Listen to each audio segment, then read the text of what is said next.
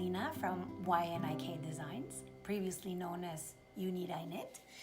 I'm going to teach you how to do the ribbing for the Aria top, which is what I'm wearing right now. I'm wearing it with a turtleneck to extend the use during the fall. I think it looks pretty nice. You can try it on yourself.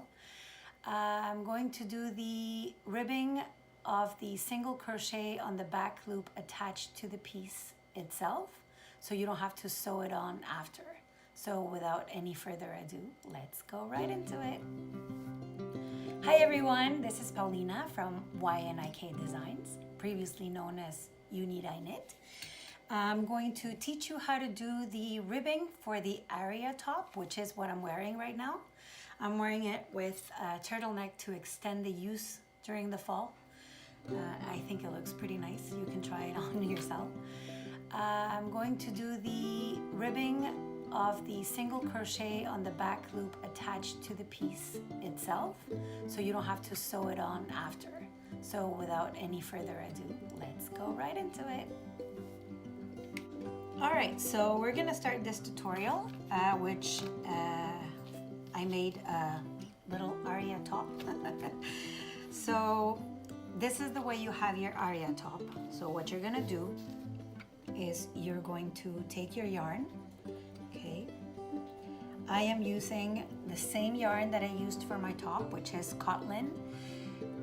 In this case, it's Cotton Reflections, and the color is Polar Blue. And this yarn was provided by We Crochet, and it's amazing. It's 70% cotton and 30% linen. It's amazing yarn for this. All right, so first thing that we're gonna do is we're going to attach your yarn to a corner, whichever corner you want to work at, and we're going to attach your yarn with one chain.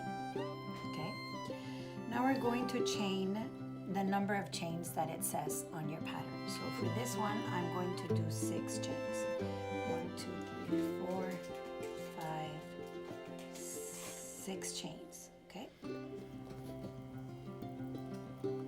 So you attach your yarn at the corner seam of your shirt, and then you chain the number of chains that your pattern says. I'm gonna do only 6, but it doesn't matter how many you do. You can just continue doing the number of chains that your pattern says. Then you do your single crochets. I do them in the back hump, but you can make them in the way you like them to do it. All right, so 2, 3, 4,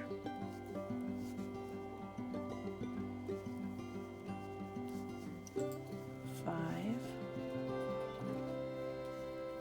6. And once you've done your last single crochet, now we need to attach it. So it says to attach it to the first unused stitch. So you can see that where we attached our seam, our yarn to the seam, is this one. So this is the first unused stitch. So what we're gonna do is we're going to do a slip stitch on this one, okay? And then we have to do on the next one as well. So we're gonna go here and we're going to do another slip stitch. Then we're going to do a chain 1, and then we're going to turn, okay?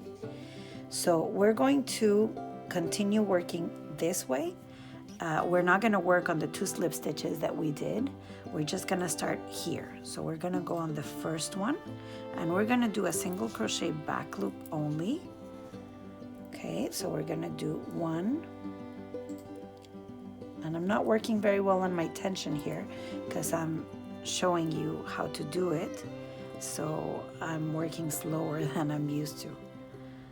Okay, so you work on all of the single crochet back loop only until you're gonna get to the last one. The last stitch, we have to work it as a regular single crochet so that it shows like the ending would be more rigid. It won't look, it looks better. All right, so we do a regular single crochet on the last one. There you go. Then we do a chain 1 and we turn. So again, the first stitch, we're going to do a regular single crochet. And then we're going to do a single crochet back loop only on all of our stitches. So 1, 2, and like I said, right now I'm working here with 6, but you could be working with 20, with 30, with 40. It really doesn't matter the amount of stitches that your ribbing requires. They're all the same. It's just you will have a longer ribbing to work with, okay? All right, so once you get to the last one, and you can always put a stitch marker on the last one so that way you don't create any increases. So which one is the first stitch that is unused? So this one is already used, right? So we're gonna go ahead and we're going to slip stitch it to this one. So we go and we slip stitch to the first, which is the row that we're coming from. And now we're going to do a slip stitch on the second row, which is the row that we're going to. So that's why it's 2 slip stitches, because one is the one that we're going and one is the one that we're coming back. So here we do the slip stitch on the second one and we do our chain 1 and we turn. Again, we don't do in here. That's why the stitch marker would be helpful if we put it here. And we do the single crochet back loop till the end. Okay, I will come back with you once I have finished all the ribbing so that you can see how we finish or how we mattress stitch or slip stitch the end. You can do a slip stitch and it really doesn't show. Okay, it's really up to you what you prefer. Just okay, and while I'm talking to you, I'm working here. I'm remembering to do my single crochet on the last one and to do my single crochet back loop. Okay, I'm gonna show you one more time how to do the slip stitches. Okay, and this is gonna go all around the top. So the reason why it doesn't matter how many stitches you have on your ribbing is because the only thing that changes is this. So this will be longer if your ribbing is longer, but you're still going to attach it to the same top. So if you attach a ribbing of 2 stitches, 5 stitches, or 20 stitches, it really doesn't matter, okay? So one more time, I'm going to slip stitch my ribbing to attach it to the top. So this one, you can pull it up a bit so you can see, this one is already used, okay? So I need to attach this row that I'm coming from.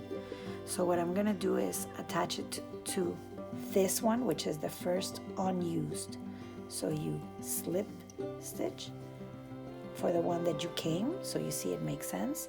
And now the next one for the one that I'm going up.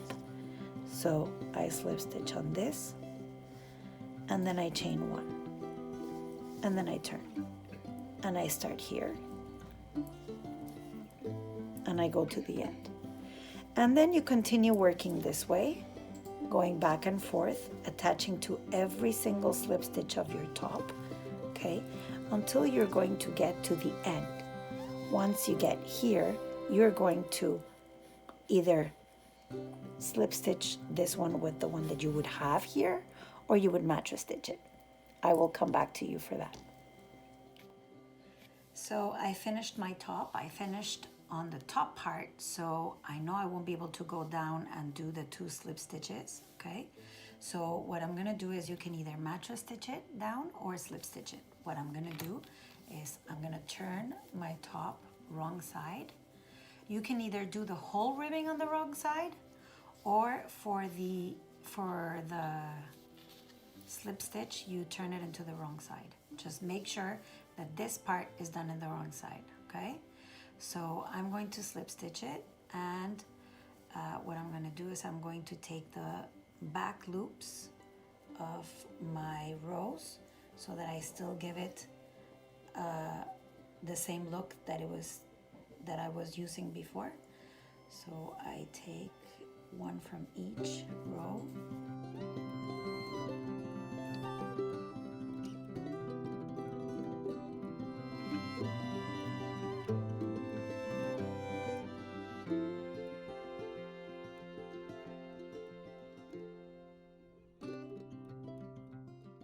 So you fasten off and you cut your yarn, okay? And then you turn your top right side, and I'm going to turn this tiny top the way that it looks, and this is the way that your Aria top will look like. So you have the ribbing, and then this kind of bubbles up like this. It's super cute. So the ribbing is done in a smaller hook so that this kind of bubbles up on top like this, and this is very flattering. Don't forget you have to be able to put your yarns inside, all your little yarns, and it'll bubble up kind of like this. I'll be able to give this to one of my kids' dolls. So thank you so much for following. I hope that you liked this tutorial and you found it helpful. Once again, thank you to We Crochet for their yarn. Thank you for your time, and hope you buy the pattern. Thank you. Bye.